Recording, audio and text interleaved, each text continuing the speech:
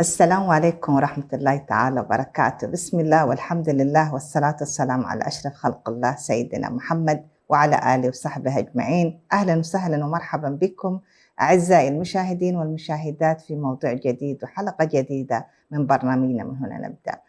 الحلقات السابقة تحدثنا عن موضوع الإهمال ووضحنا مدى خطورة هذا الأمر وكيف يؤثر على حياة الطفل في المستقبل. اليوم نأتي إلى ما هي الطرق لتجنب هذا الإهمال؟ ما هي الوسائل؟ لأن حتى أنا كوالية أمر أتعلم من أخطائي. ربما أحيانا نحن نفهم إنه الإهمال بمعنى مختلف تماماً، إن أكون ملبي احتياجات الطفل وأقول أنا ما مقصرة شيء، ابني يدرس في مدرسة وأنا أشتري له كل الأشياء اللي يحتاج للجوانب المادية. لكن هنالك جوانب أخرى ناقشناها اللي هي الإخفاق فيها بيؤدي إلى كثير من المشاكل وإلى الصدمات وبيؤدي إلى عدم الاستقرار النفسي بالنسبة للطفل. الآن نأتي لبعض الخطوات إن شاء الله نذكرها كيف نتجنب هذا الإهمال، وما هي المهارات اللي أنا أتعلمها الآن حتى أزيل هذا الخطأ والمفاهيم الخاطئة اللي أنا كنت أمارسها في تربيتي لأبنائي. أولاً نبدأ بطريقة اللي هي نبدأ كيف نتجنب هذا الإهمال، بمعنى إنه أنا كأم وأب أول نقطة أنا أدرك إن أنا بمارس سلوك خاطئ.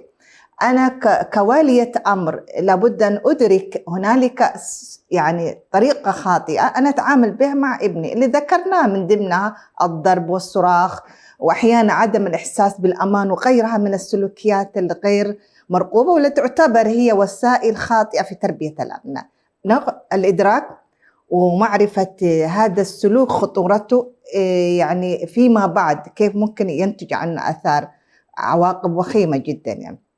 النقطة الثانية اللي هي تحمل المسؤولية، بمعنى أنه أنا لابد أن أرى أن مسؤوليتي ليس فقط في تلبية الاحتياجات المادية، لا، مسؤوليتي أن أنا ألبي الاحتياجات النفسية والاجتماعية والعاطفية والفكرية وكل ما يتعلق من ضمن هذه الاحتياجات. فهذه النقطة اللي هي أنا أتحملها، ما يصلح إن أنا أقول لا أنا كنت زمان ما عشت في وضع زي كذا، وإنه إحنا تربينا وما كان يتعاملوا معانا بهذا الأسلوب، إنه ده مجرد نظريات وأشياء. الآن الوضع مختلف تماماً، إحنا نربي أبناء لزمان وغير زماننا، إنه نحن ما كنا في الماضي بنفس الوضع اللي نعيش فيه في هذا الجيل. الجيل له تحديات كبيرة وفي صعوبات تواجهنا نحن، حتى مع المعرفة تواجهنا تحديات. فتحمل المسؤولية بكل ما تعني هذه الكلمة من المسؤوليات. نقطة أخرى اللي هي طلب المساعدة. طلب المساعدة لها أشكال متعددة ولها طرق متعددة. أولاً أن واسألوا أهل الذكر إن كنتم لا تعلمون.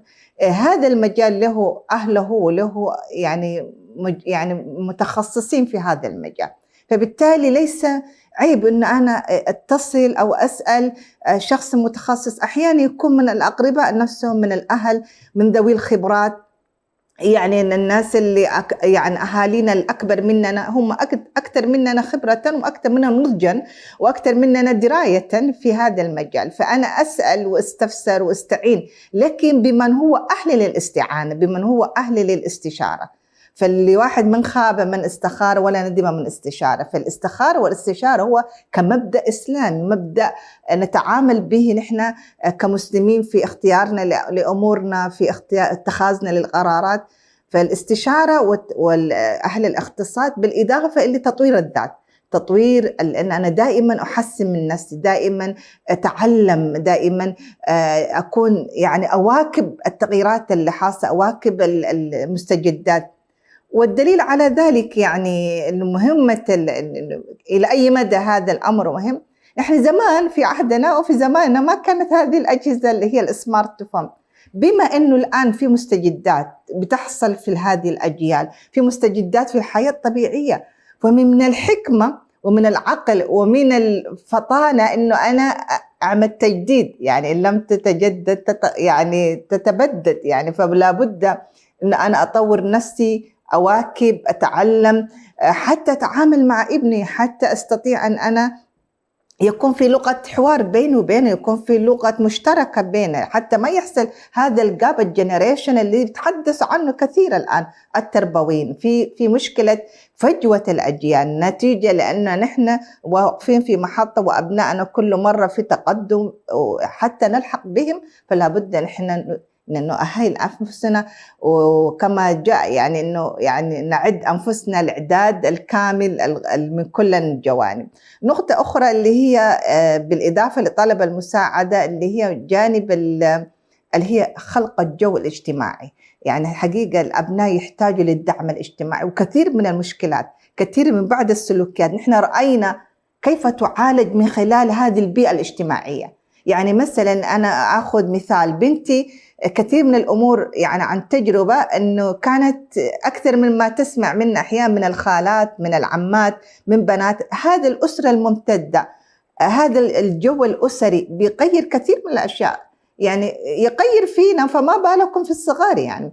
والصغار أكثر شيء دايما يقلدوا، والقدوة مهمة جدا، وهم طبعا الطفل بيحاول يقلد أشياء عشان يكون محبوب، حتى يكسب هذا الرضا الاجتماعي. حتى يعني أي إنسان بفطرته، يعني الإنسان يقبل أنه يكون الكل يعني يرقب فيه، والكل يثنى عليه، والكل يمدحه، وهذه فطرة يعني فطرة الإنسانية كلها. فبالتالي هذا الجو الاجتماعي، هذا الجو الأسري، هذا الجو الداعم، يكون في دفء اجتماعي، بيزيل كثير من الأشياء، وبيكون هو بالنسبة لنا الداعم، بيكون هو بالنسبة لنا بيكون هو العامل المساعد في حتى الاستقرار النفسي بالنسبة للطفل. الطفل يشعر بالأمان. واستحضر قصة، إحدى الطالبات شاركت في برنامج كان موسم ثقافي، ولأول مرة تختلط مع أبناء مجتمعها، فتقول لي تخيل يا دكتورة أنا أول مرة أحس إن أنا إنسانة مهمة، أشعر إن أنا عندي أهل، أشعر بالأمان. والإنسان يحتاج لهذا الشعور، يعني واحدة من الاحتياجات الأساسية هو الشعور بالأمان. هذه الأجواء الاجتماعية أحيانا إحنا يمكن صعب إنه نحققها، خاصة مع الشتات والبعد، ونحن نعيش في بلاد غير بلادنا. نستطيع أن ما يمكن عمله من خلال بعض الأقارب الموجودين في المنطقة نفسها. أحيانا ممكن نعمل اتصالات عبر الوسائل، وهذه وسيلة نستفيد منها، ليش لا؟ يعني نعمل لقاءات بالزوم، يكون في دردشات مع الأهل، يتعرف الأبناء على أخوانهم وعلى خالاتهم، وهكذا. هذا الجو الاجتماعي، يعني حتى الطفل أحيانا حتى لو في بعض النواقص داخل البيت، لكن هو يكون بمناسبة الدعم الخارجي، ويكون بالنسبة له هو يعني نوع من العلاج الغير مباشر. يعني حتى نحن عندنا الإرشاد المباشر والإرشاد الغير مباشر. هذه هي الوسائل اللي يعني حقيقة اللي تكون داعمة بالنسبة لنا.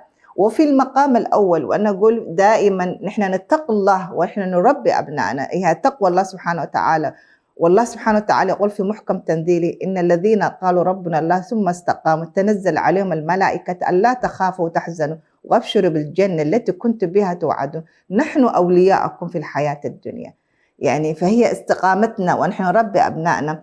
الاستقامة ليس فقط في أن أنا أمارس هذه الشعائر التعبدية، لا، الاستقامة حتى في العبادة، لأنه ديننا هو كله، يعني حياتنا كلها عبادة، وتربيتنا للأبناء هي عبادة كما ذكرنا في الحلقات السابقة، وهو الجهاد نوع من أنواع الجهاد. فبالتالي إننا كيف استقيم، وكيف أن أدرك، وكيف أتعلم من أخطائي، وكيف أتحمل هذه المسؤولية، كل جملة هذه الخطوات حقيقة تساعدنا. ويكون ربما هنالك الكثير من الخطوات الأخرى، لكن حاولنا أن نحن نلخص هذه النقاط حتى نتعلم من هذه الأخطاء ونعالج هذه القضية اللي هي قضية إهمال، اللي هي تربيتنا بطريقة يعني تكون غير صحيحة. وإهمال الأبناء حقيقة واحدة من المعضلات، واحدة من المشاكل اللي ينتج عنها كثير من السلوكيات في المستقبل، وهي أشبه ما تكون بمشكلة مركبة بينتج عنها أشياء أخرى. وصلنا لختام حلقتنا فيما يتعلق بوسائل التجنب الإهمال بالنسبة لتربية الأبناء. إلى أن نلقاكم في حلقة قادمة بإذن الله وموضوع جديد. نستودعكم الله، والسلام عليكم ورحمة الله تعالى وبركاته.